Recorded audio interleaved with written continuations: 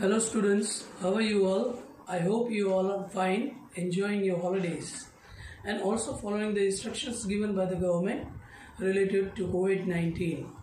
Myself Mr. Miranda, and I will be teaching you social science this year. As we need to keep in touch with our lessons, let us start today with the first chapter, social science, that is globes and maps. First, let me introduce you to social science, as it is a new subject for you from this year. Social science as a subject is mainly divided into three parts: history, geography, civics or political science. History is the branch of social science which studies about the past. For example, dynasties, the kings and queens, the battles and wars that were fought in the past are all part of history. The year in which you were born also is a part of history. The second is geography.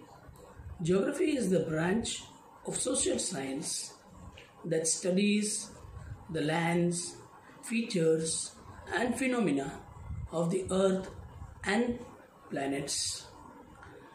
Civics is the third. It is a branch of social science which teaches us rights and responsibilities of a citizen of a country.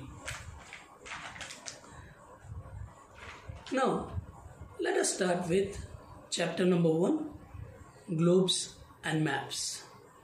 On the screen, you can see a globe. A globe is nothing but a ball on which a map is stuck, right? A map of the whole world. And this globe will rotate on two of its fixed points, okay? And that is normally known as the axis. Let us talk about this lesson first. The earth is the planet which we live on. We know that the earth is round. People long time ago believed that it was flat. This view changed 500 years ago when the Portuguese explorer Ferdinand Magellan proved that the earth was round. To study the earth, we use the model of the earth called the globe. Now, let us talk about the globe. A globe is a small model of the earth, round in shape like a ball. This shape is called a sphere. It gives us a clear picture of what the earth actually looks like. It gives us an idea about the shape and location of different continents, countries, oceans and seas. The rod on which the globe spins represents the earth's axis. The axis is the imaginary line. As I told you earlier, it is an imaginary line passing through the earth's center on which it spins. Now, when we have a globe in front of us, there are advantages of using a globe and also there are disadvantages of using a globe. Let us talk about the advantages. There are two advantages. One, it gives us a clear picture of what the earth actually looks like. When you see the globe, you'll see actually it looks like the earth, okay, with all the oceans, continents, countries. Second advantage is it gives us an idea about the shape and location of different continents, countries, oceans and seas. Let us talk about the disadvantages of using a globe. First is, we cannot see all the places on a globe at the same time. If you hold the globe in your hand, you can see only that part which is facing you. But the side which is on the opposite, you will not be able to see at the same time. Second is, all the places cannot be shown on the globe. Small villages, small areas, you will not be able to find on the globe. Right? And the third, it is very difficult to handle and be carried from place to place. If you take the globe in your hand, it is very clumsy. It is very shaky. You cannot put it in your pocket. You cannot carry it. It is very, very delicate. So, it becomes very, very difficult to handle. And for that reason, we have another thing, and that is known as a map. As you see on the screen, we have the map of India. And as you can see, it is a drawing of the whole or part of the earth's surface on a flat surface such as paper. Now, on the screen you can see the political map of India. Now, it is a very small part of the earth, and it is also visible clearly, unlike that on the globe. Now, maps are of three types. Generally, three types: political map, physical map, and thematic map. You can see on the screen it is a political map. Okay? Now, let us talk about political maps. These type of maps show countries, capital cities, and other important places. Right? Out here on the screen, you can see India political with states and union territories. All the state boundaries are shown clearly. All the states are marked with different colors. Second is the physical map. Now, in this map you will not see any state boundaries. These maps show physical features such as mountains,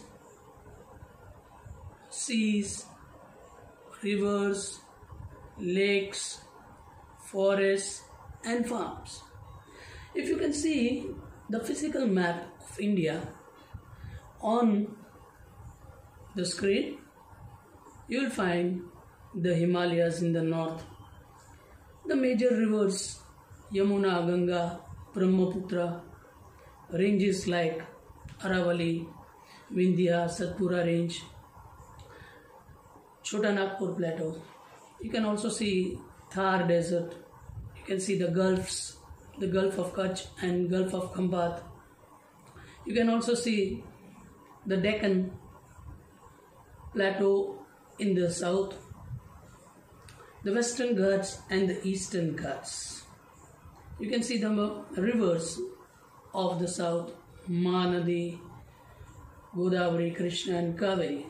You can see Bay of Bengal, Arabian Sea and Indian Ocean, the main water bodies. You can see also the two set of islands, the Andaman and Nicobar and the Lakshadweep Islands.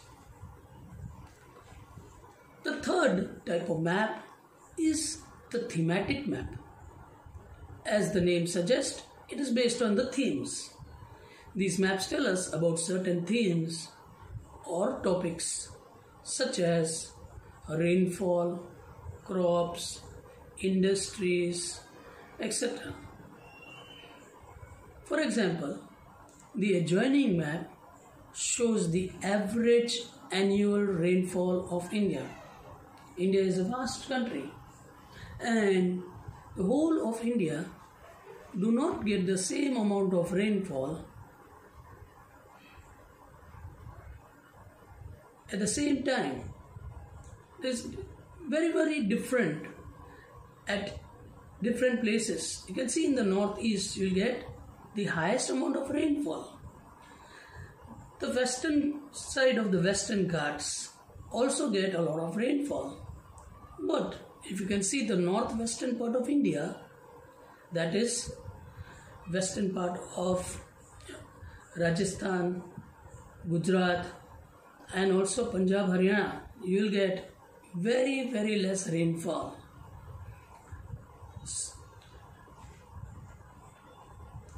Now, for maps, you will find different kind of maps in a book which is known as an atlas.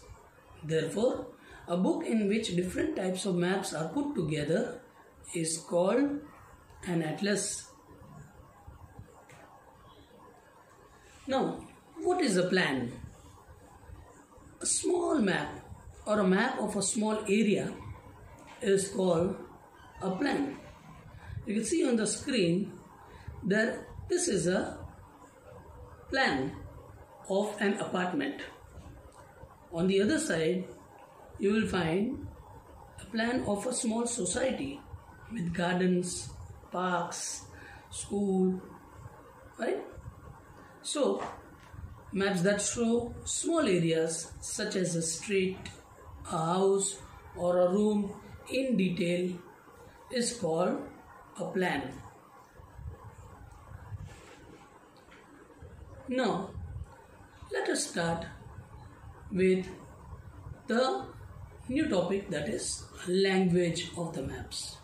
Now, if you are concerned with maps, you should know about its directions, its scale, legend or key. Now, these are very important. Otherwise, we would not know anything or how to recognize or how to learn the map. Right, let us take the first one, that is the directions. Directions are the most important part of the maps. They help us to locate a place easily. In most of the maps, there will be an arrow pointing upwards and the capital N on top of it. That symbol signifies the direction north. You can also see the diagram down beneath. It is the main directions, cardinal directions. Okay, now they are north, south, east and west, right? Scale. Scale also is a very important part. The size and distance between places on a map is shown on a scale. A scale is the ratio of distance between two places on a map to the actual distance between these two places on the ground.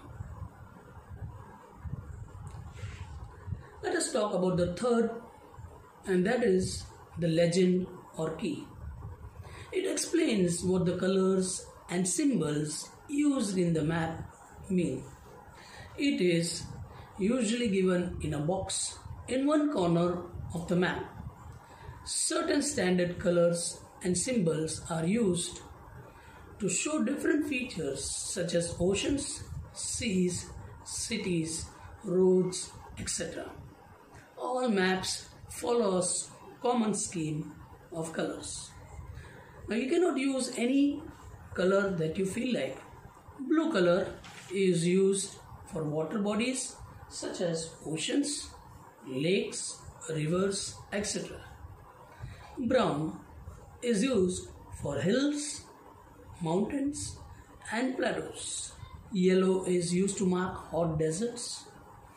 White is used to mark cold deserts, snow-covered areas. Green is also used to mark plains and lowlands. You can see a lot of symbols out here which are used in the maps. You can see out here how A park is marked railroad, gas station, mountains, etc. Thank you, students. We'll continue in the next video. So take care. Bye for now. Thank you.